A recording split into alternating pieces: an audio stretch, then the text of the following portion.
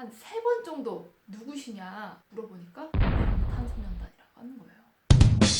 안녕하세요. 오늘도 한복하고 계신가요? 리슬의 황이슬입니다. 오늘은 제가 정말 대박 소식을 가져왔는데요. 바로 방탄소년단이 저의 한복을 입었습니다.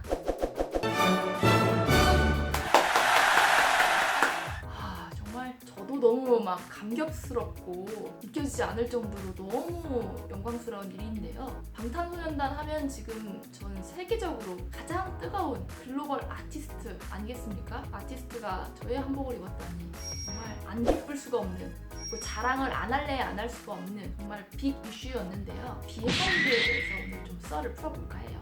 오늘 2월 1일에 있었던 멜론 뮤직 어워드에 방탄소년단이 대상을 받았죠.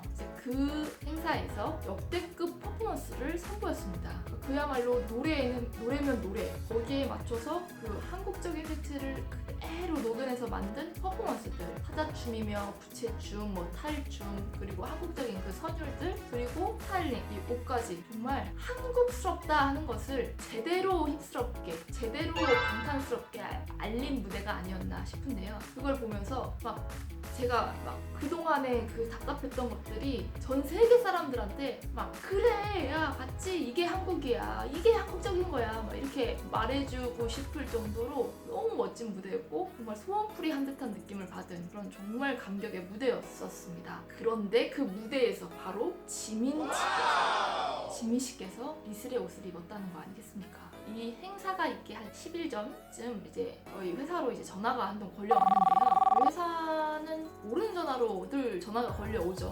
고객님들도 있고 하기 때문에. 근데 전화를 하셔서 어떤 여성분께서 협찬을 받을 수 있겠냐고 하시더라고요. 스타일리스트 시장님께서 전화를 주신 거였는데 저희가 어떤 분인지 어떤 행사 때 입을 건지를 여쭤봐요.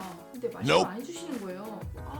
이걸 알아야 저희가 좀 추천도 해드릴 수 있고 협찬 여부 좀 전해드릴 수 있습니다. 말씀을 드렸는데도 좀 되게 조심스러워 하시는 거죠. 너무 왜 그러시지? 한 3번 정도 누구시냐 물어보니까 방탄소년단이라고 하는 거예요.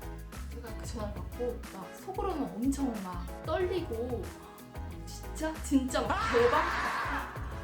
이게 무슨 일이야 이러고 있는 마음 반? 이거 낚시 아니야? 뻥 아니야? 이런 생각 반이 드는데 그래도 그런 당황한 그리고 흥분한 모습을 엄청 가라앉히면서 네 그러시군요. 그래서 이렇게 엄청 차분한 척을 하면서 얘기를 이어나갔어요.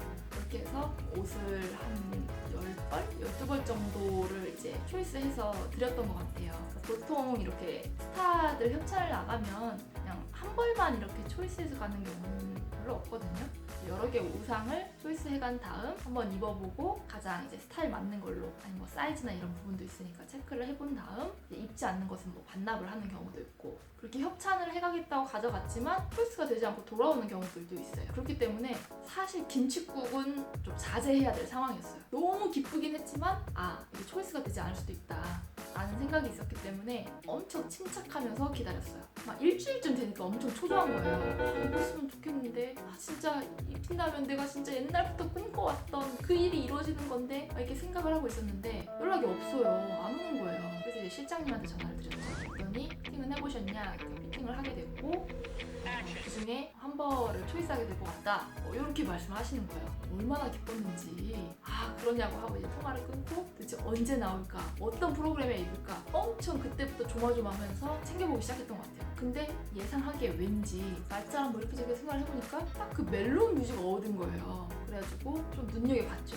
근데 의심이 가는 그 옷이 몇 개 있었어요. RM이 입은 바지도 저희가 입은 스타일이랑 좀 비슷하더라고요. 그런 거라든지 지민 씨가 입은 바지 이런 것도 좀 의심이 가던 찰나에 저희 엄청 옷 좋아하는 팬분들이 있어요. 그 카톡에서 이거 아니에요? 이거 아니에요? 그래서 우리끼리 추정을 하기 시작한 거지. 근데 우리 옷은 딱 보면 알잖아요. 2개가 우리 옷 중에 하나일 것이다 이렇게 생각을 하고 있었는데 연락을 드리니까 지민 씨가 입은 바지가 왔다 이러더라고요. 근데 그 바지가 되게 또 사연이 있는 게 예전에 장난스러운 키스라는 영화 아세요? 나의 소녀시대라는 영화를 찍은 대만의 엄청 유명한 그 훈남 배우가 있어요. 왕대륙이라고. 그 왕대륙 씨가 입었던 그 바지거든요. 또 그 바지가 그분도 그거를 이제 한국 팬한테 선물을 받아서 진짜 해외여행 갈 때나 한국 방한할 때 계속 입으셨을 만큼 엄청 애정을 드러냈던 그 바지인데 그게 또 이번 방탄소년단한테 들어가니까 아 좀 대신 좋은 디자인은 누구나 다 알아보는구나 뭐 이런 생각이 좀 들었고요.